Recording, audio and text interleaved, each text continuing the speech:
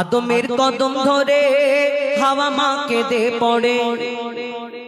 এই আদম নবী মা হাওয়া আল্লাহ যখন জান্নাতে পাঠালো, জান্নাতে বললো গন্ধম খাবে না, গন্ধম বলে একটা গাছ আছে, গন্ধম থেকে দূরে থাকবে। ঠিক ইবলিস শয়তান কলে কৌশলে ছলে বলে মা হাওয়াকে গন্ধম খাওয়ালো। তারপরে মা হাওয়াকে ওই মা হাওয়াকে সঙ্গে করে পিতা আদমকে যখন খাইয়ে দিল, তখন জান্নাতের মধ্যে আর রাখলো না, আল্লাহ দুনিয়ায় পাঠালো। কোথায়? শ্রীলঙ্কায় আবার জেদ্দায়, দুজনকে দু জায়গায় পাঠালো। পিতা আদম আল্লাহর দরবারে সিজদা করে 300 বছর, সিজদা থেকে উঠে চিন্তা করে ক্ষমা হয় না কেন। আবার তিনি চিন্তা করলেন জান্নাতে যখন ছিলাম একজনের নাম দেখেছিলাম। যাই হোক, সে অনেক ঘটনা এই গজলে রয়েছে, মন দিয়ে শুনতে হবে।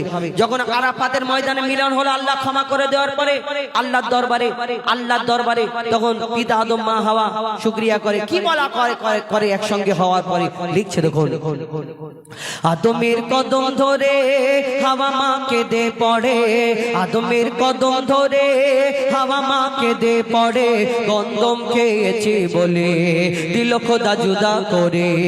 আদমের কদম ধরে হাওয়া মা কেঁদে পড়ে, আদমের কদম ধরে হাওয়া মা কেঁদে পড়ে, গন্ধম খেয়েছি বলে দিল খোদা জুদা করে। আদমের কদম ধরে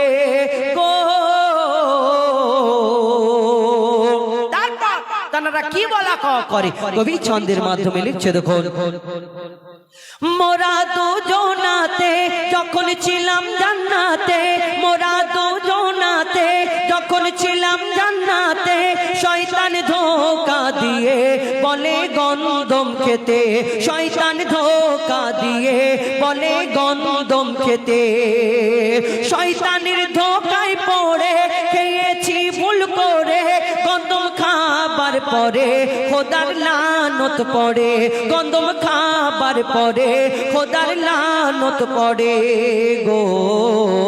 জান্নাতি পোশাক কেড়ে দুনিয়ায় দিল ছেড়ে, ওই জান্নাতি পোশাক কেড়ে দুনিয়ায় দিল ছেড়ে, দুজনকে দুই কিনারে, দুজনকে দুই কিনারে।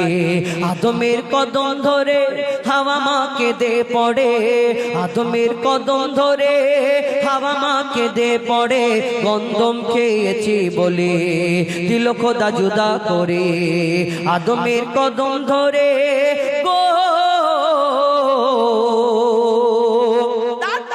পিতা আদম সিজদা করে 300 বছর ক্ষমা চায়। 300 বছর আল্লাহ ক্ষমা করেননি, সিজদা থেকে উঠলেন, চিন্তা করলেন আল্লাহ ক্ষমা করেন না।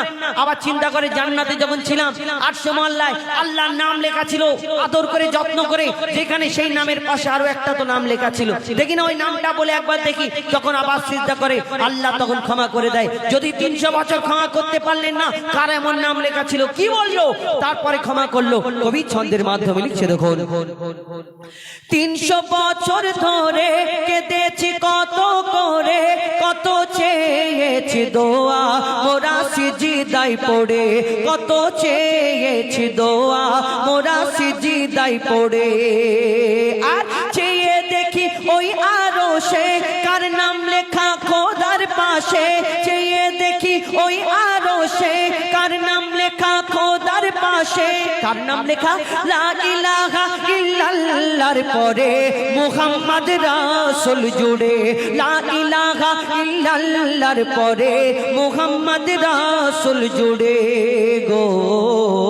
দোয়া করি সে নাম ধরে, পিতা আদম বলছে আমি দোয়া করি সে নাম ধরে আবার সিজদায় পড়ে, দোয়া করি সে নাম ধরে আবার সিজদায় পড়ে, দিল খোদা ক্ষমা করে মুহাম্মদ নামের তরে। আদমের কদম ধরে গো।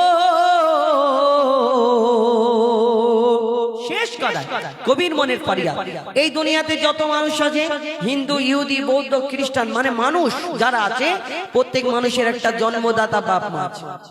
জন্মদাতা বাপ মা আর আমরা যখন আস্তে আস্তে বড় হওয়ার পরে বিয়ে হয়, আর বিয়ের পরে একটা বাপ মা হয়, আব্বাজি আম্মাজি, মানে শ্বশুর শাশুড়ি।